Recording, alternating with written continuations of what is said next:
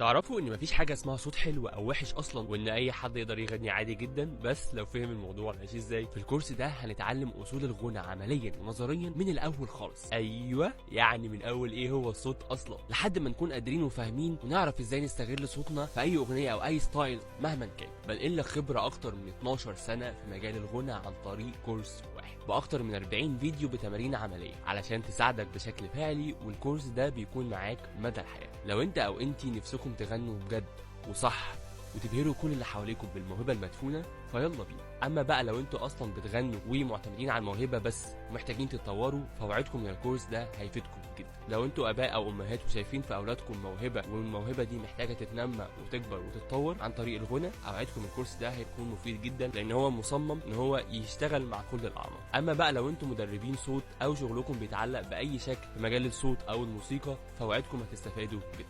اما بقى لو انتوا رايقين وبتغنوا لنفسكم ومع نفسكم او لمزاجكم وعارفين ان الغنى بيساعد جدا في تحسين المزاج وجزء لا يتجزأ من العلاج بالفن اساسه الغنى واستخدام الصوت، فيا 300 الف اهلا وسهلا. احب اقول لكم ان انتوا هتتنقلوا لمستوى مختلف تماما لان الكورس ده قائم على اساس علمي، تمارين متجربه وشغل سنين وسنين وخبره من ارض الواقع على مسارح ومتدربين كتير جدا وفرق كورال ومغنيين جوه وبره مصر. انا ابانوبياني هكون معاك خطوه بخطوه لحد ما توصل للي بتحلم بيه. طيب انت عمال تقول لنا خبره ومسارح وكلام حلو جدا، ولكن عايزين نعرف في الكورس ده بقى هنتعلم ايه؟ كيفيه اخراج الصوت بشكل سليم، مخارج الحروف اثناء الغنى، مشاكل النفس، التوناليه او الطبقات، المسافات اللحنيه، الزمن، المناطق الصوتيه الثلاثه، قوة الصوت، تأثير الهواء على الأحبال الصوتية، تمارين غنائية وتمارين سلفائية، تمارين تدريب الصوت، مشكلة النغمات العالية، أهم وسائل التعبير، الصوت المستعار وكيفية توظيفه، تمارين التسخين والفوكاليز،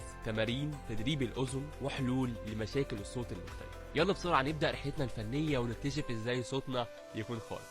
مستنيكم.